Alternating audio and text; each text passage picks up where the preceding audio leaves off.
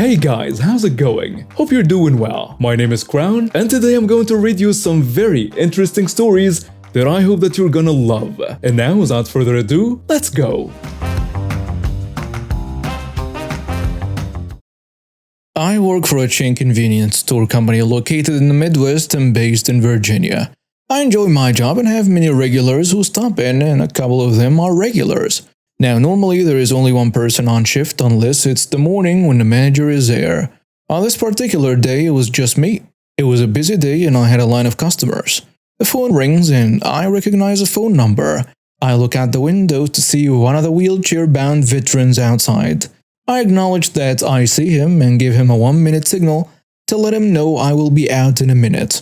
I look at the line and where the last customer is to make a note of when I will help him. After I get done with that person, I kindly apologize and state that I have a wheelchair-bound customer that I need to assist first to the line of customers. Big fishing tournament in town as well as it being summer. They understand and have no problem with this, and 90% of our customers are regulars. As I'm getting this customer's order, my other wheelchair veteran pulls up. I walk over and let him know that I will be out in a few minutes to pump his gas. This customer knows that I keep my word and states, okay. I'm walking back to the store and holding the door for the customer walking in. We will call her Karen, even though I didn't know this at this time. I made a note to help her after I helped the second veteran as he was first. I go and get the items that my first veteran requested, bring them up and cash them out. I apologize one more time and take the items to the customer. Upon entering the store, I am met with a rude response. Karen is yelling at me that I shouldn't be assisting like that and he should come in. She doesn't know he's in a wheelchair. I state I'm sorry, but he was next in line, and I told her why I did what I did. She continues to rant and says he should have someone come with him then. I ignored her and headed to the register to ring up the customers who waited patiently, which was about 2 minutes max. I finally got done with a line as most just wanted cigarettes or to pay for their gas they have bummed. We are not a prepay location even though corporate wants us to be. I finally get through the line and Karen, who was complaining the whole time about the line, is the next customer. I start to tell her that I will be right back and I need to help the veteran next. But she gets in my face and demands to know why her card isn't working at the pump.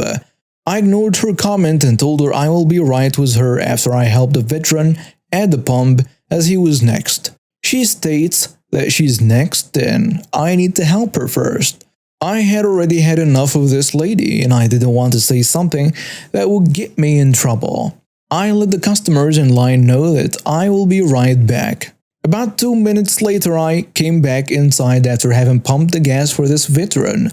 The first thing that I hear is, "About freaking time, took you long enough." This was the straw that broke the camel's back. I looked at her and said, "Ma'am, I had 2 regular customers come in who are both disabled veterans and wheelchair bound. We help them when they come in. Sometimes they come in when there are 2 people here, and sometimes not, and almost never at the same time, nor usually the same day. Yes, I'm busy, but I helped them in the order that they came in. I have heard nothing but complaining from you. No other customer even said a word. In fact, I got praise from a few because I did that. Why do you feel that they should have to wait longer because you came in after them?" Karen states that she's in a hurry and needs to get to work, and then pushes me with her hands towards the register and tells me, "Do your job and help me." Karen had met me at the door. I tell her that I'm refusing service and she can go somewhere else. Karen demands I call the manager in and she wants to speak to him. I tell her that he's gone, but she tells me to call him. I state that I will not and ask her to leave. This part is the best part. In line, I see the sheriff who is off duty. I tell Karen 1 second and I speak up so the sheriff can hear me. "Sheriff, would you step up here please?" The sheriff steps up and has seen the whole thing. Karen is white now. The sheriff asks me if I would like to press charges for battery as she physically put her hands on me, to which I stated I would. Karen tries to run away but is held up by the customers blocking the door. The sheriff calls for a deputy to respond. About 5 minutes later, Karen is crying as she's being put into handcuffs. She's charged with battery and public disturbance and banned from the location. Her husband had to leave work to come get the kid who was in the car and was not too happy at all. I posted last night about an encounter I'd had with a neckbeard who tapped me on a shoulder, asked me if I was single, and then flipped out when I said no. I mentioned that I'd dealt with a Karen not 20 minutes before that. I will post that story if folks were interested. So here it is. In my other post, I explained that I have Ehlers-Danlos syndrome, which is a genetic disorder affecting collagen. Among many other symptoms, it tends to make people look significantly younger than we are. So although I'm 32 years old, I'm often mistaken for being a teenager. I dress in a very goth/punk style, which I'm pretty sure probably adds to that. EDS often causes something called POTS, which in simple terms, meaning that being upright causes my heart rate to increase, my blood pressure to decrease, and the longer I'm standing, the worse it gets. If I'm standing for too long, I black out. I take medication that helps a lot, but I've had to stop taking it in order to get the Rona vaccine. So my heart rate and blood pressure are completely uncontrolled at the moment.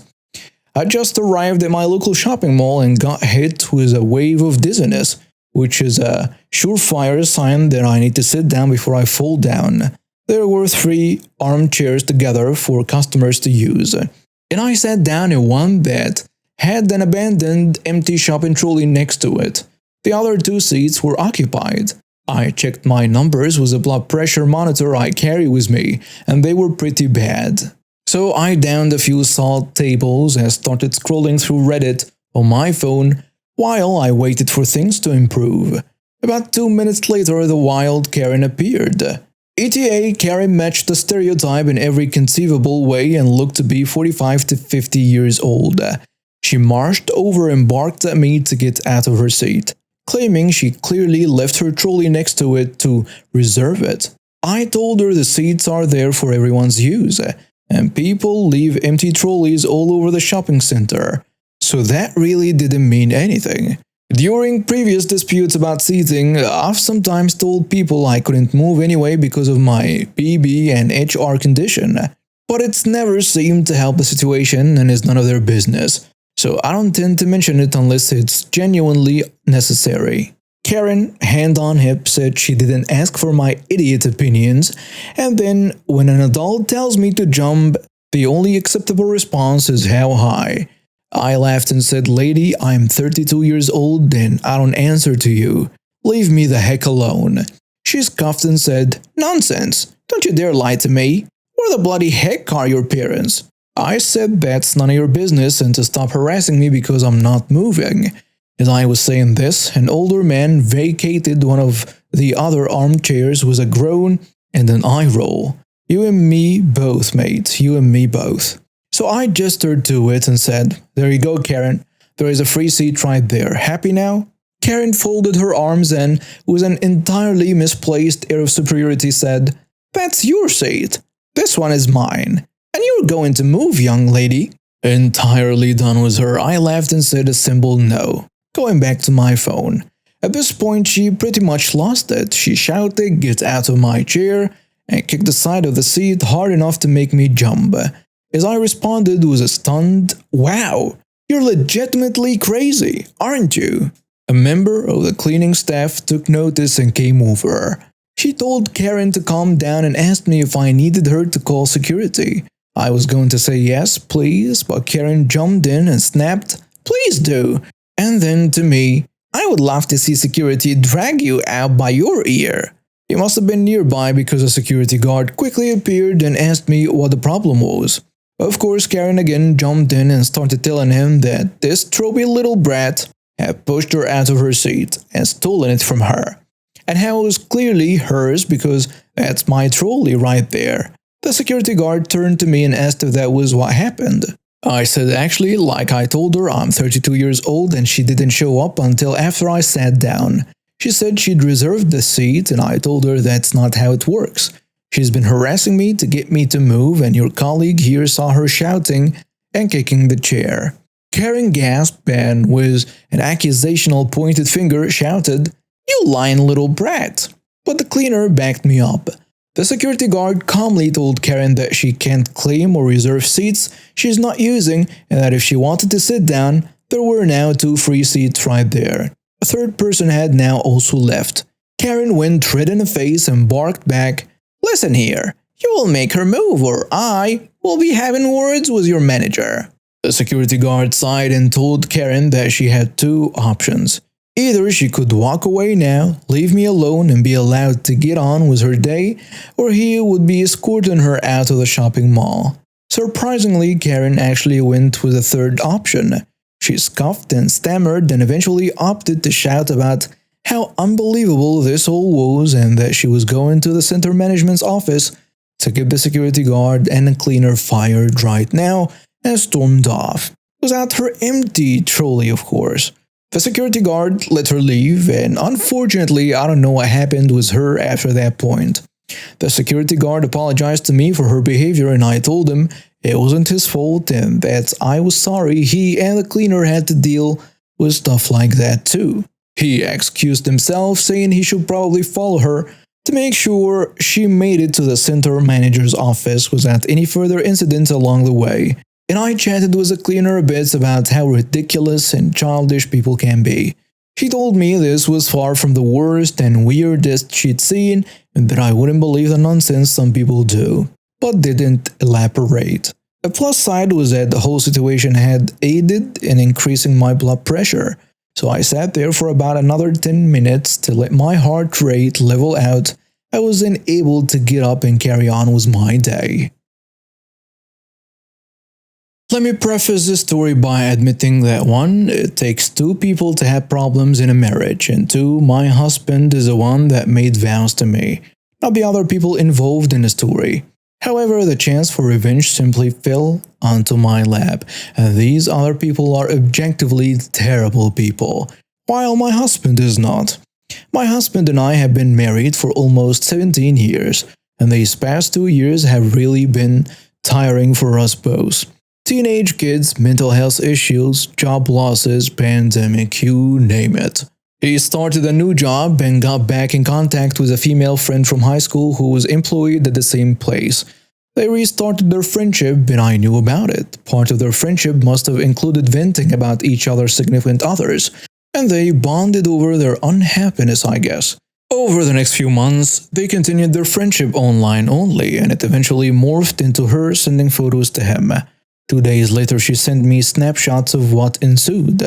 She also shared them with her boyfriend, who then threatened my husband's life, started to harass me, and threatened to come into my workplace until I had to call the police. While I don't in any stretch of the imagination consider my husband to be totally innocent in all this, what I think happened was that this woman found my husband vulnerable and simply used and manipulated him to both make her boyfriend jealous and try to completely destroy our marriage just to be vindictive. I mean, wouldn't most people delete that? My life imploded for a bit, and I was reeling. Once I started looking into who these people are and what they are about, who wouldn't, it didn't take much Googling to find that this boyfriend of hers, in addition to being an abuser, is actually a fraud and a scammer with a history of selling fraudulent tickets to fake food festivals in different cities around the US. And he's currently selling tickets to a food festival coming up in the same city that I am now, a new co-director of an annual large-scale event. So I'm starting to know people and don't think the woman is innocent. She helps him promote it, knowing full well he's stealing hard-earned money from hundreds of people, just like he has done in the past.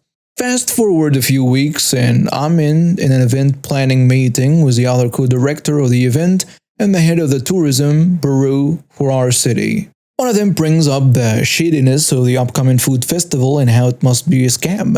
And I tell them, yes, I know who's behind it, and I guarantee it is a scam. A couple of days later, it's in the news that there is someone selling fraudulent tickets to an event that no one has permits for. You're welcome. People hear this and start calling out the organizers as scammers and demanding refunds.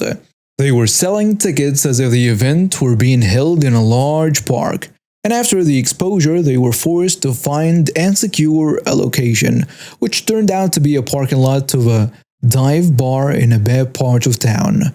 More people demand refunds because it's not what they were sold, and there starts to be a buzz about lawsuits.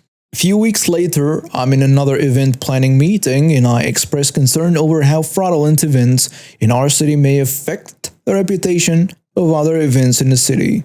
Some contacts the news stations and radio stations, and there are investigative reports done on this upcoming food festival. Again, people are super mad. Hundreds of people demand refunds, and customers who have bought tickets begin taking things into their own hands and calling vendors that the organizers claim to be taking part, and find that most are not coming.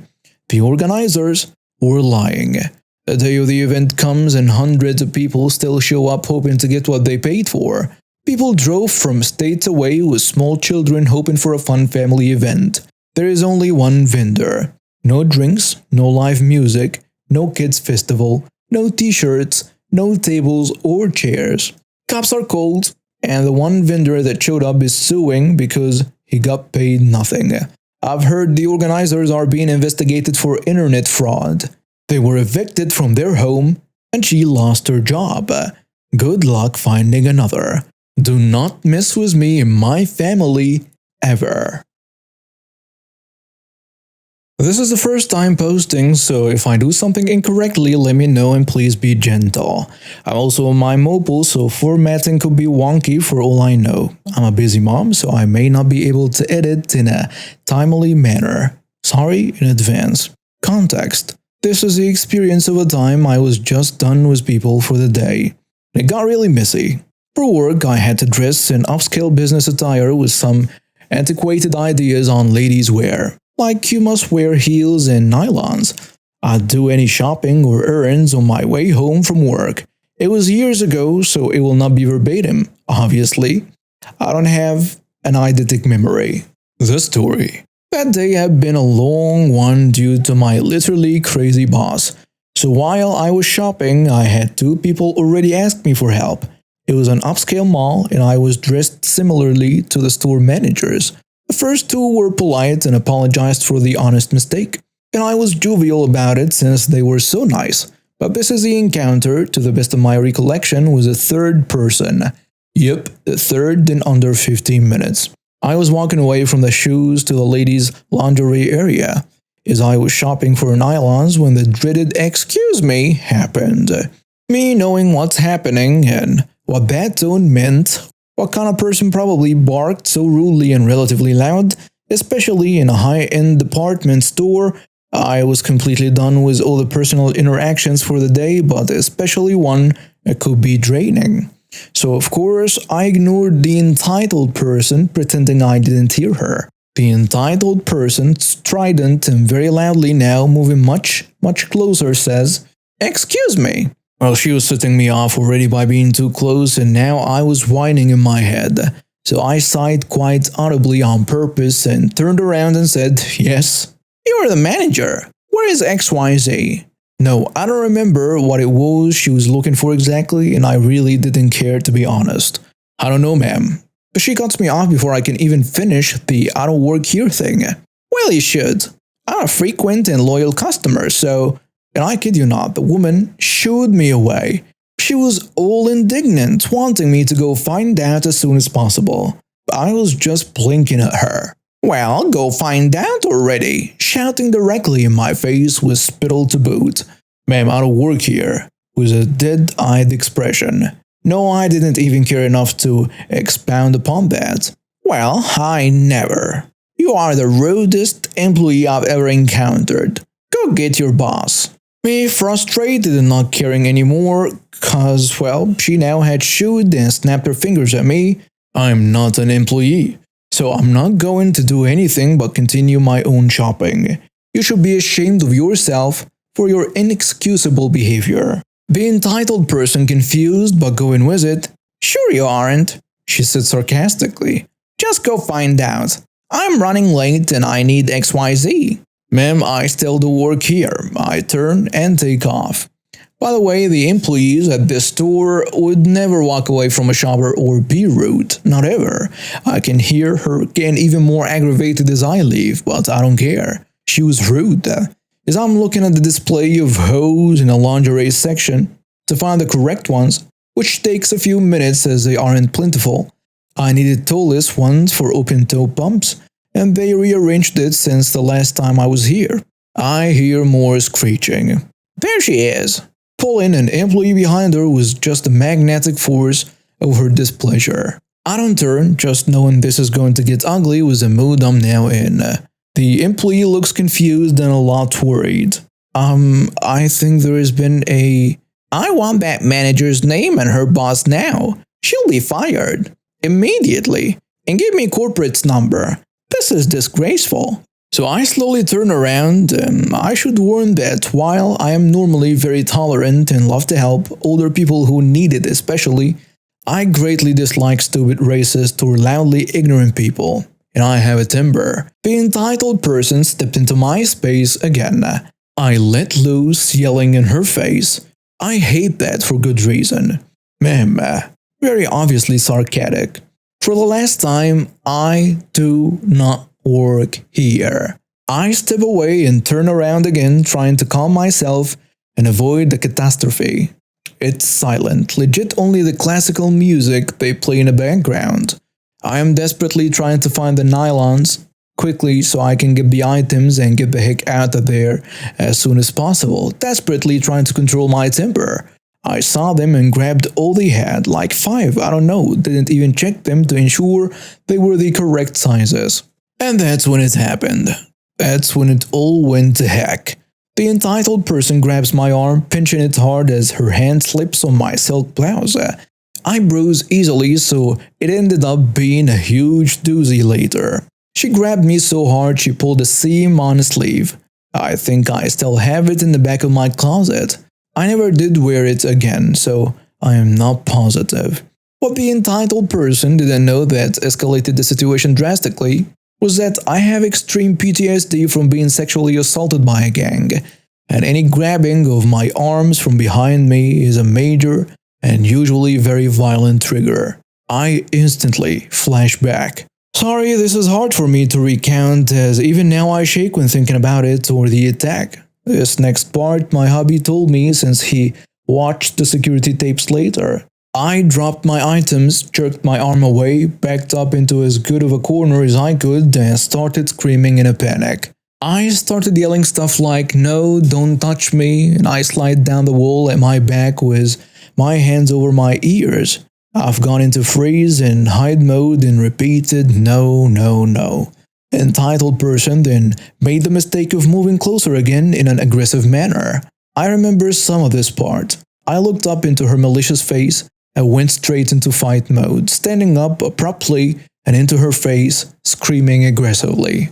"No, you don't get to hurt me." I'm not entirely present yet, but I know something's off as there are no men near me. This is a huge lucky break because any men near me at that moment would have immediately made me go berserk and attack. I'm still in my aggressive stance, but started saying something along the lines of, "Just leave me alone, go away," and more "no, no, no."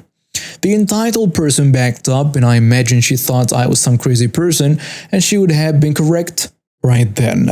Somehow the employee knew I wasn't entirely there and traumatized somehow. My pupils were probably blown wide, and with the automatic stopping, my mascara was likely already streaked down my cheeks.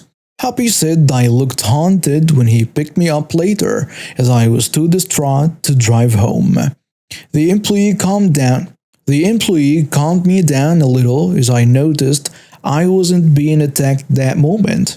That's when security arrived to see a still sopping, shaking, firmly in the throes of a panic attack from the flashback, an adrenaline-crazed person.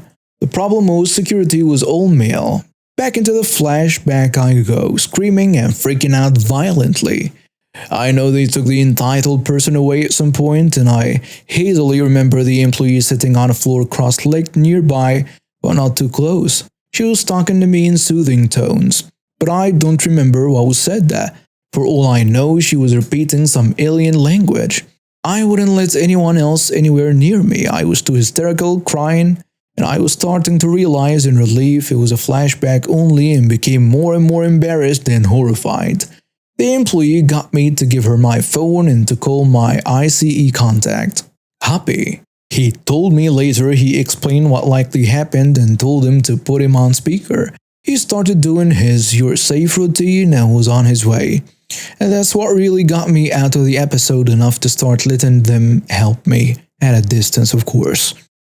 We all ended up in the back offices as they called EMTs because I was in shock. Was white, I'm very pale, but bloodless is a different kind of pale. My heart rate went bonkers and I almost fainted. I got my mids out of my purse, took them and waited as EMTs came in to do their job. The cop who was with me was a war vet and knew exactly what was going on, how to not set me off, what to ask and so on. The entitled person was in a different area and was still going insane about the psychotic employee who attacked her and all sorts of threats. So when Hoppy got there, he heard what she was yelling and told the cops I would press charges on anyone who grabbed me and treated me like that. Turns out that another cop over was the entitled person who was a distant cousin of my Hoppy. Same last name from the same great-great-grandfather or something. They talked a bit outside the room and I guess the entitled person overheard that he was my Hoppy. She tried to blame my Hoppy for my PTSD attack as he must have abused me. Hoppy disabused that notion by laying down some facts, explaining why I freaked out, what happened to me, that I was a minor at the time and that it was before we met. Hoppy says he also called her an idiotic hag as he left. All the information shut her up temporarily but didn't stop her entirely. Hoppy came in to comfort me and help me. The police finally asked once I was calm enough if I wanted to press charges, and I did. Of course, they had already seen the recordings from the security by that point, so only needed me to tell them what happened and to confirm why I freaked out. The entitled person was told she was being arrested and started up the banshee screaming again. The store manager said he would be banning her from her behavior indefinitely. At some point during that, the entitled person's kid, a teenage girl, showed up frantic looking for her mom. Mall security had escorted her and made quiet the ruckus. I felt bad for the kid and saw her as she waited for her dad with security when we were escorted out into the public part of the store. The entitled person kept up the "I am innocent and this is a misunderstanding" and threatened me for doing this to her all the way until court supposedly. I really thought I would have to testify for a while, which was very stressful. The prosecutor's office called me a couple of months later to tell me she was taking the deal after the CCTV footage and the photographic proof of the ripped shirt and progress of the huge bruise she gave me were shown to her. It was a bad case that would be expensive to fight for her to only lose with that evidence. She was a first-time offender, so she got the option to do a program where they do intensive personal and some group psychotherapy, anger management, rehab, support groups, community service, and such depending on the offenses.